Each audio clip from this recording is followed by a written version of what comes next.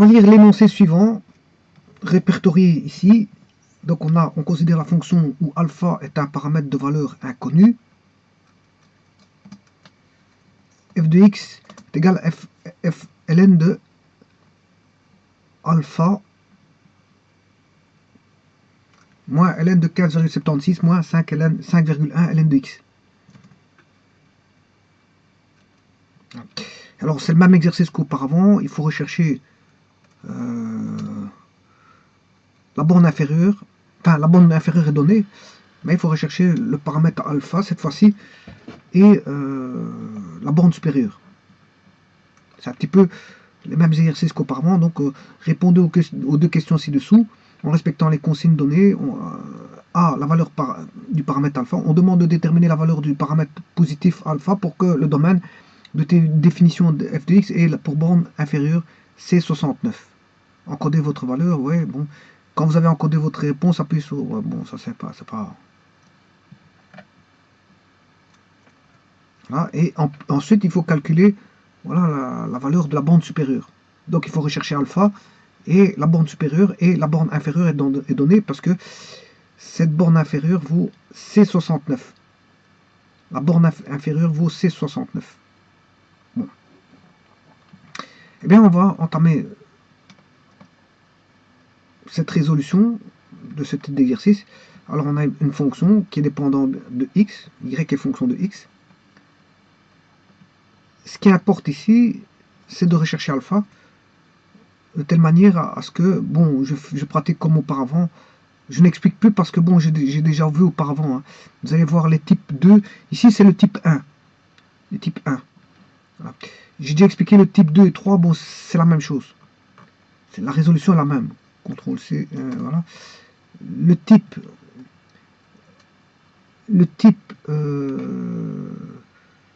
1, le 3, les types 3, c'était, on avait A ici. A. Enfin, je vais faire d'abord le type 2. Le 2, on mettait bêta ici. Là, on mettait A.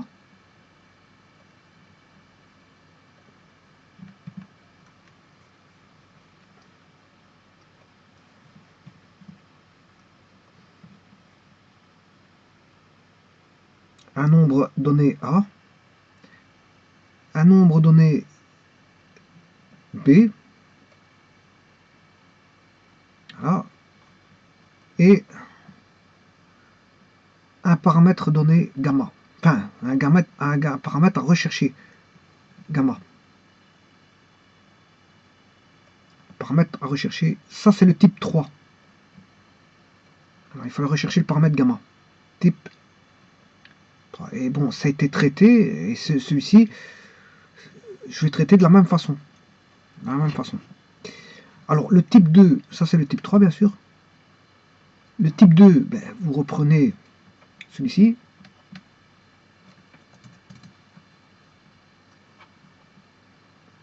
Cette fois-ci,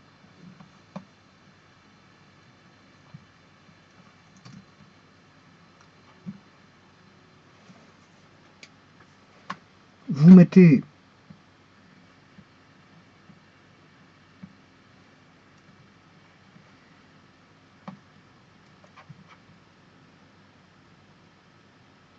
le B prendra cette position-là. Et là, vous mettez le bêta. Et ça, c'est le type 2 qui se résout de la même façon que le type 3.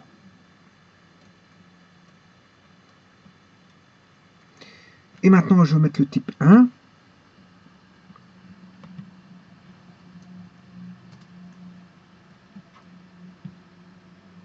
Le type 1, c'est celui qu'il faut résoudre ici. Donc, on a le A. D'abord, le B, il viendra ici. Le A vient ici. Et on a alpha qui est ici. Voilà. Et c'est le cas ici. On a bien alpha qui est ici. un nombre qui est A et un nombre qui est B. Et ça, c'est le type 1. Alors, je vous rappelle que le type 1, le type 2 et 3 a déjà été résolu.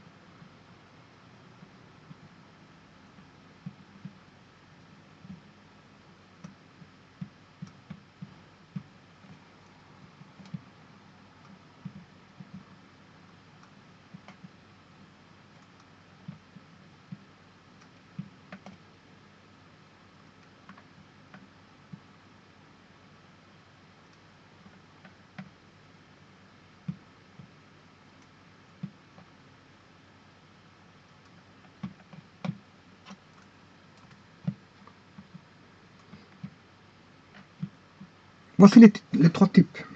Bon, une vidéo a été faite pour le type numéro 3, le type numéro 2, et maintenant je vais traiter le type numéro 1, mais ils se traitent tous les trois de la même façon. Hein. C'est-à-dire que bon, on a une borne inférieure qui n'est pas une asymptote verticale en 0, mais au-delà de 0.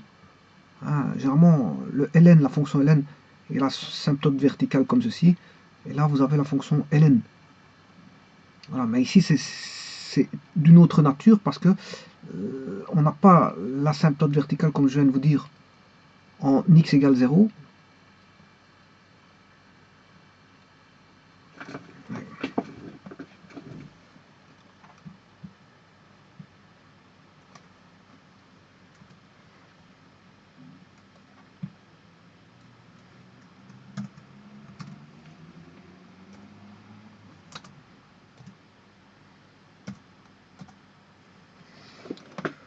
On n'a pas ceci, mais elle est décalée à une borne inférieure qui n'est pas 0, elle est ailleurs.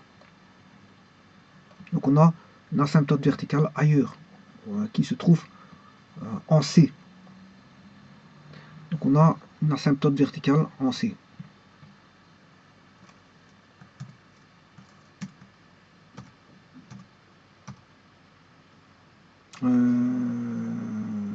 Oui, et le C c'est la borne inférieure. Hein. Donc dans les trois cas de figure du type 1, 2, 3, le C, pourquoi il n'y a pas le C? Parce que le C, c'est la borne inférieure. Donc X appartient pour les trois cas à une borne inférieure. Là on a l'asymptote verticale, borne inférieure, point virgule, une borne supérieure qui est un point rond si vous voulez. Un rond blanc. C'est-à-dire qu'il est discontinu en ce point. Bon, on a un point de discontinuité si vous voulez.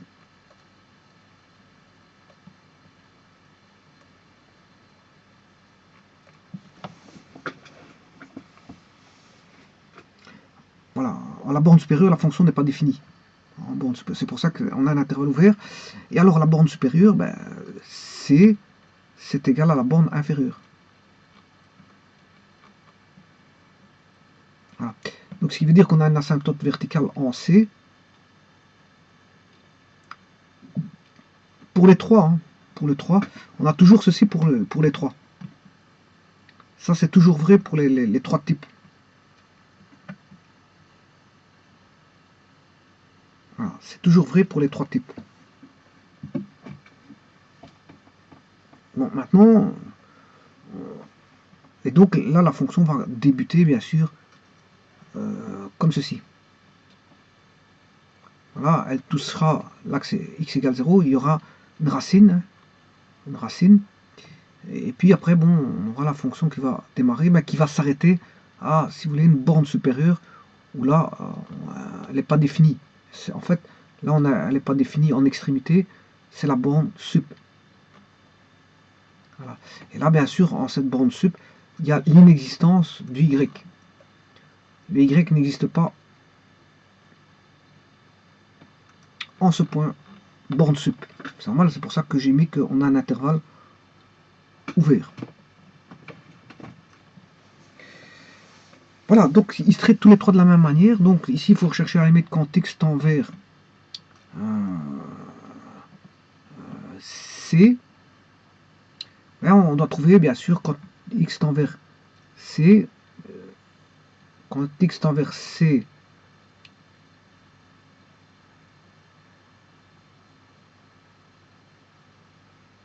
par la droite, les y, ils tendent vers moins l'infini.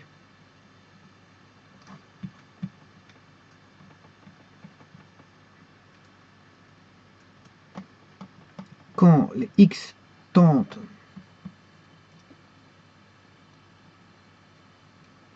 vers la borne inférieure, c'est-à-dire x tend vers C, à ce moment-là, le y va tendre vers moins l'infini.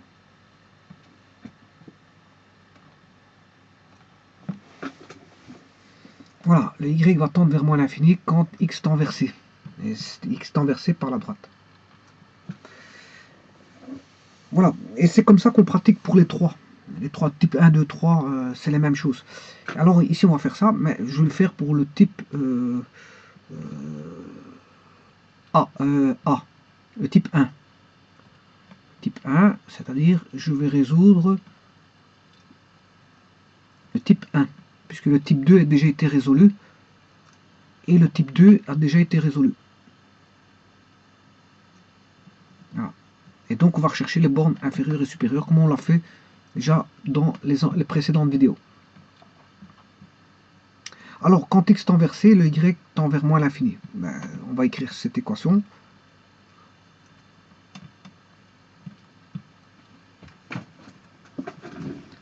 Donc, quand x tend vers C, le y tend vers moins l'infini.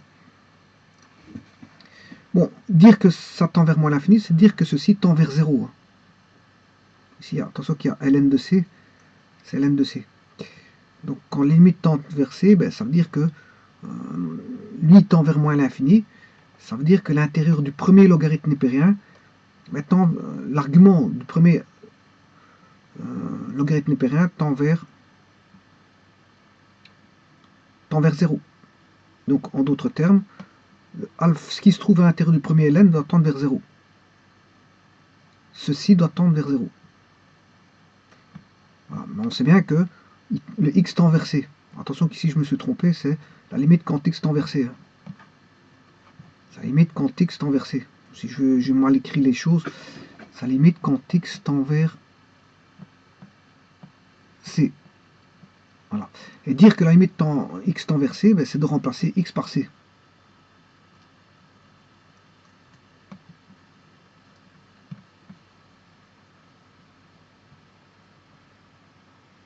Voilà.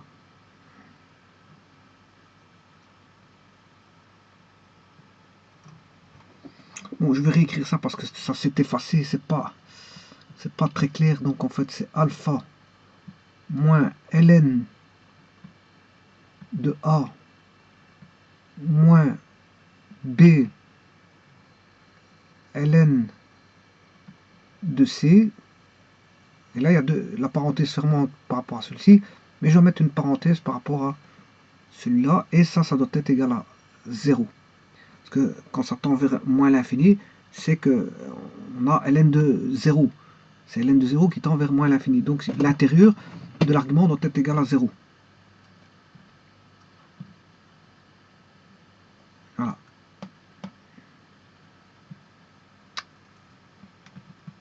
Mais il suffit de résoudre ceci, et vous aurez le alpha.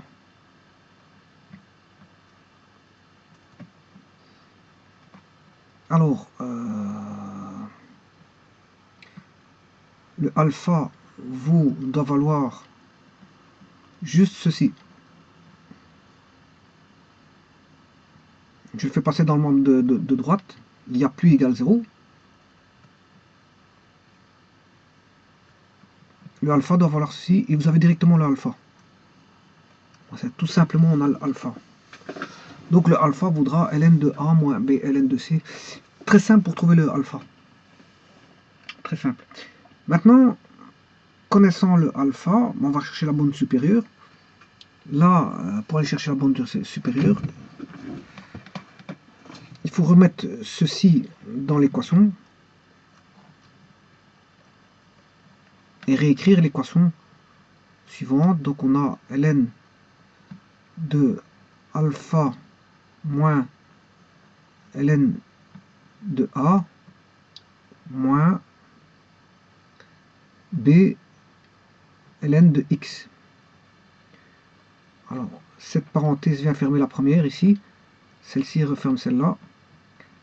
La deuxième ici referme celle-ci. Et la troisième referme celle-là. Bon, mais maintenant le alpha il est connu. Voilà, l'alpha il est connu. Et pour avoir la borne supérieure, il faut juste que ceci, le x doit être strictement positif. Voilà, sa première condition. La seconde, il faut tenir compte de cette parenthèse-là. Ln de A moins B ln de X. Voilà.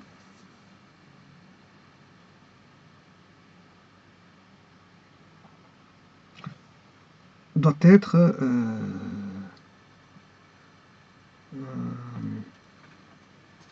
positif. Il doit être positif. Voilà.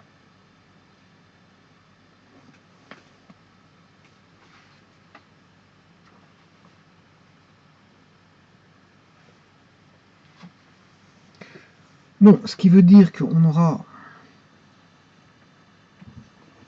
moins B ln de A moins B ln de X supérieur à moins ln de A. Je prends l'opposé dans chaque membre.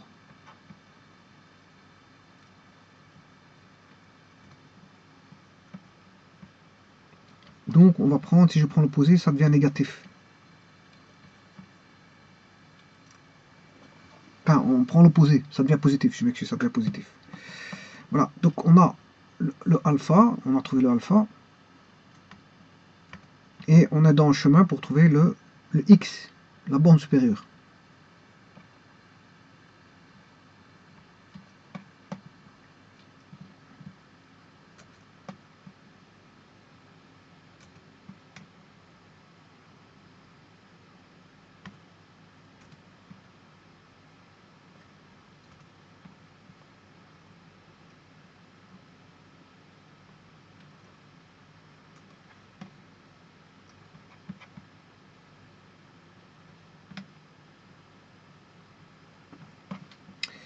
Voilà, et il suffit d'écrire que ln de x soit plus petit que ln de a sur b.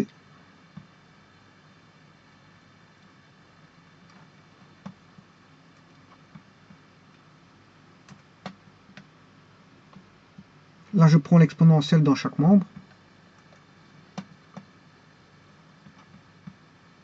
Une exponentielle de ln de x, et je fais descendre le signe de l'inégalité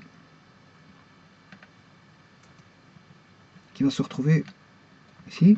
Et e de ln de x, ça fait x, par les propriétés des exponentielles et le réciproque. Et voilà, vous avez la borne supérieure. Bon, mais on va encoder ceci. Voilà, donc on a la borne supérieure et le alpha.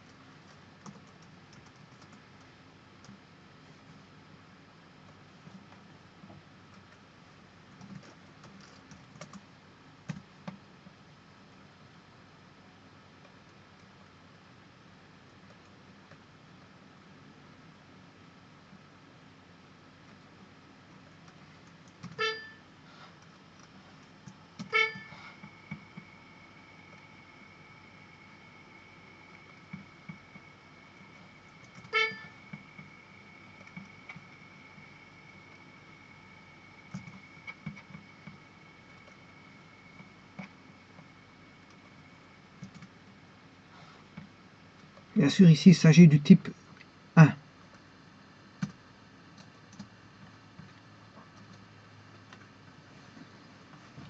Alors maintenant, on va aller rechercher des valeurs. Tout d'abord, je vais mettre les formules pour le gamma. Le gamma, on a trouvé ln de A moins B ln de C. ln de A moins B ln de C.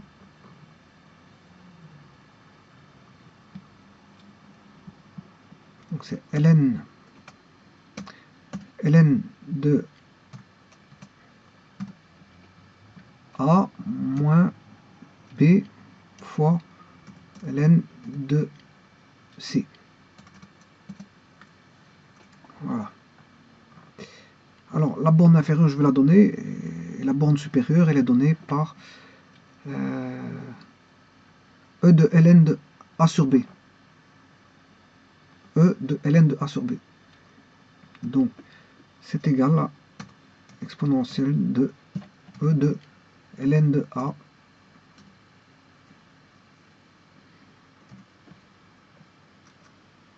divisé par B.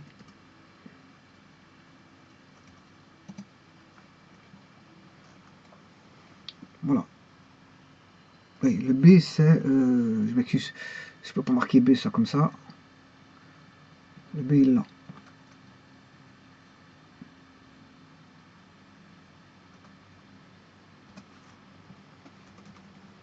Voilà.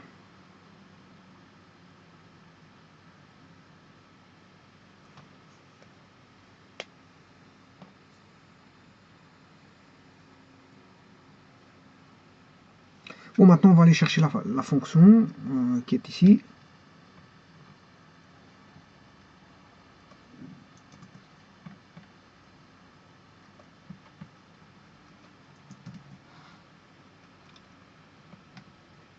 Alors le A il vaut 15,76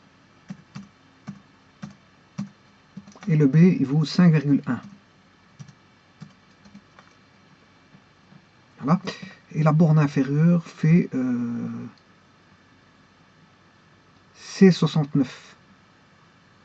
16,69.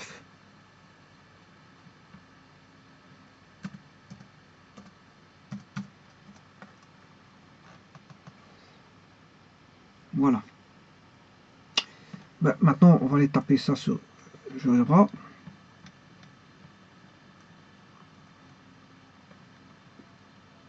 Alors, que vaut le A? 15,76.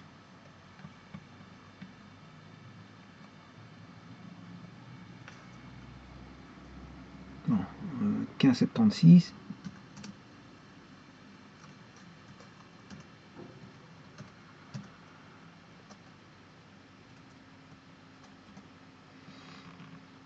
Voilà. Le restant ne m'intéresse pas. Donc, je vais les effacer une par une. 15,76. Le A vaut 5,1.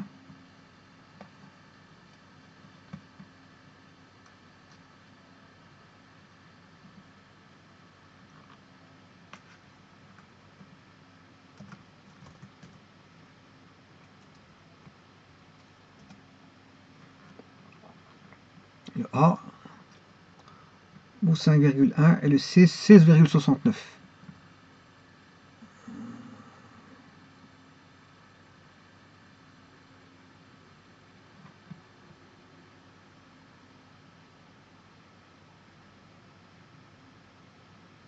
Voilà, c'est 69 et on a normalement la fonction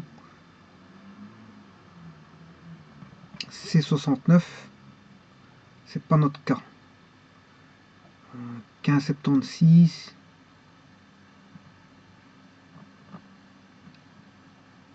,1, 15,76, oui, je me suis trompé. Ici, c'est pas gamma, c'est alpha.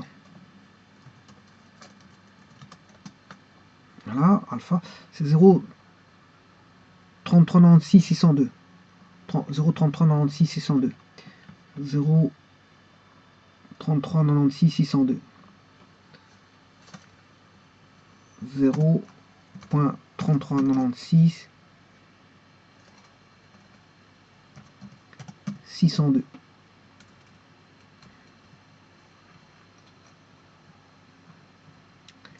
Alors le A, il fait 15,76.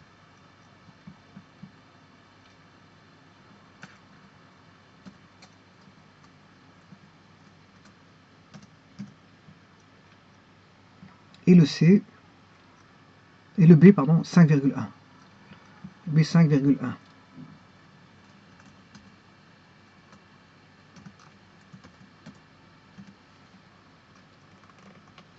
Voilà, et c'est normal qu'on ne la voit pas parce qu'elle est en 16. Elle est bien en 16. Donc je vais tracer une droite qui passe par 16,69.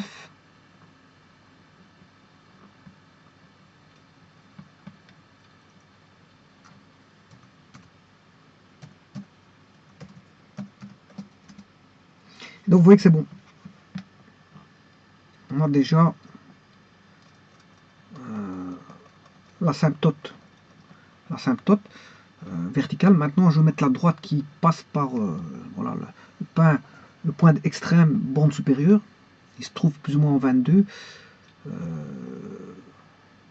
mais ici la borne supérieure n'est pas bonne. Hein. La borne supérieure est à recalculer. E de l'exponentielle de ln de A sur B.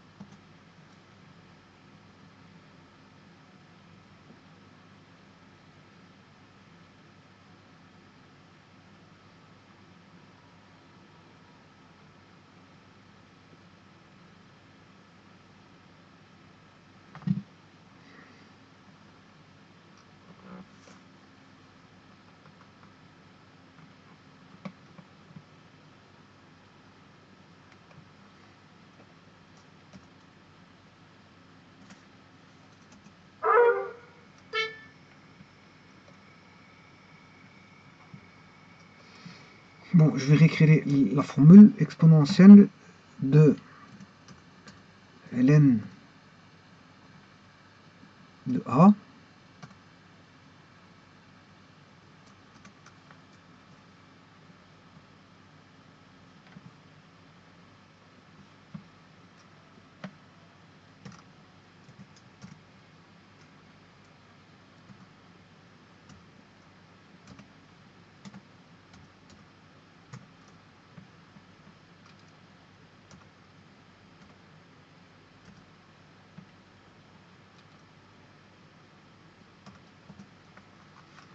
Là, il y a une petite erreur. Hein. La bande inférieure ne peut pas être ceci. Donc, je vais corriger cette bande inférieure.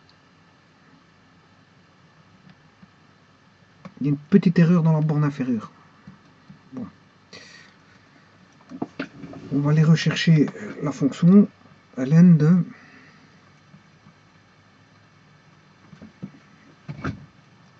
alpha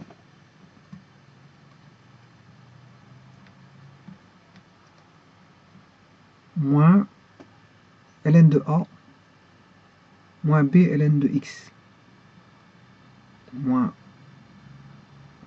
j'ai oublié, ln de alpha moins ln de A moins ln de A.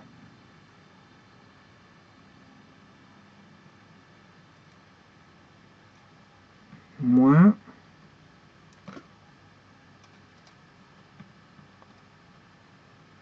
ln de A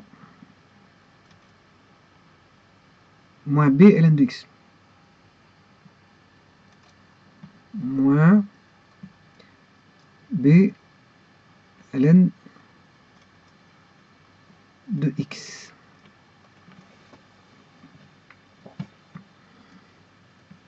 Alors ceci doit être strictement positif, mais ceci doit être positif. Donc A moins B ln de x doit être strictement positif.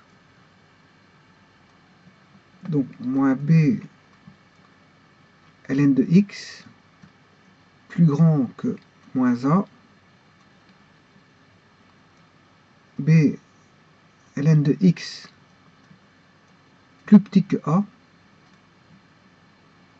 Donc on a ln de x doit être plus petit que A sur B.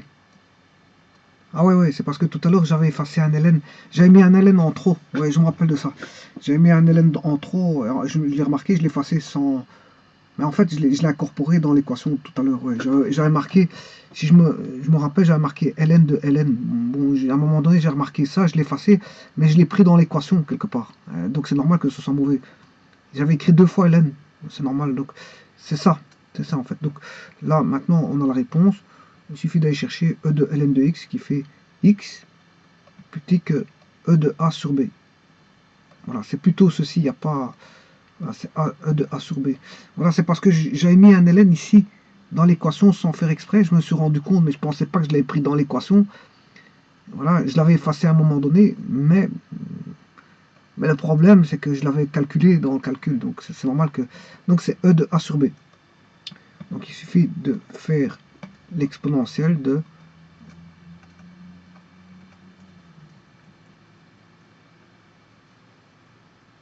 ceci. Et là, c'est bon.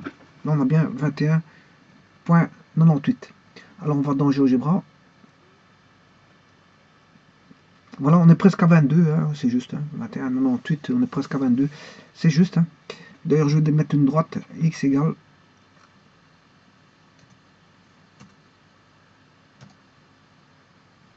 21,92, je crois. Voilà, vous voyez que c'est bon. Alors, ceci étant dit, je vais faire directement le deuxième exercice. Ben, le deuxième exercice, c'est celui-là. ln de x, on va prendre celui-ci, CTRL-C. Et maintenant, le programme est opérationnel. Hein, donc, que vaut le A, il vaut 6,89. Que vaut le B, 9,63.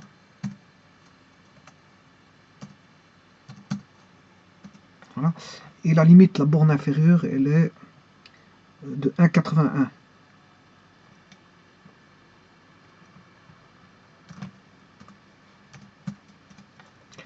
Voilà, et donc on va tracer cette fonction-là.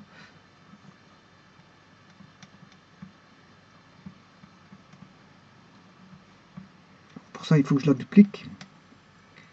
Et je vais changer 6,81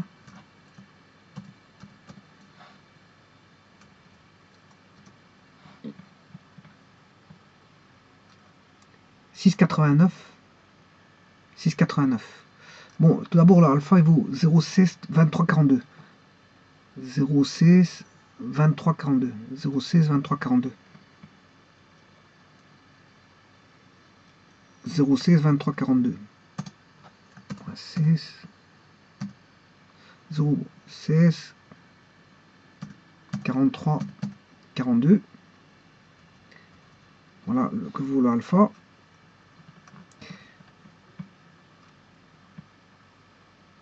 « 6,89 pour le A. 6,89.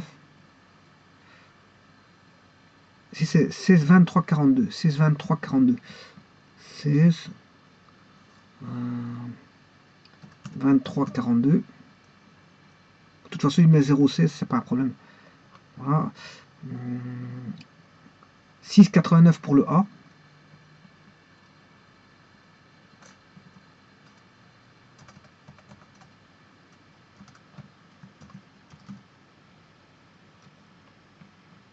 Et enfin,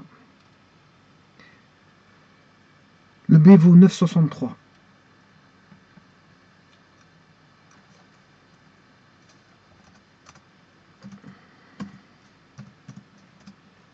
Voilà. Et normalement, donc on a la borne inférieure 1,81.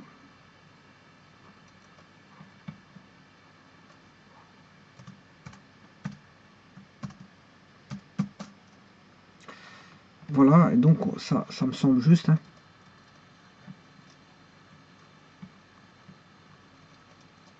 Voilà, si je retire l'asymptote verticale, vous voyez qu'elle passe par l'asymptote verticale. Et maintenant, le point extrême, à droite, ben, la bande supérieure, 2,04. Je vais mettre une droite qui n'est pas une asymptote verticale là, mais juste pour voir si c'est bon. Et effectivement, c'est bon, hein. Donc cette fonction n'est définie qu'entre 1,81 et 2,04. C'est une fonction qui est voilà, dans un mouchoir de poche. Elle s'intercale dans un mouchoir de poche. Voilà, donc si je regarde le point extrême,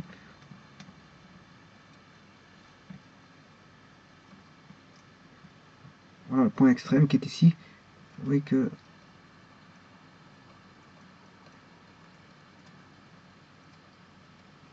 voilà. Et là, on voit bien que la terminaison de la fonction. Alors, voilà.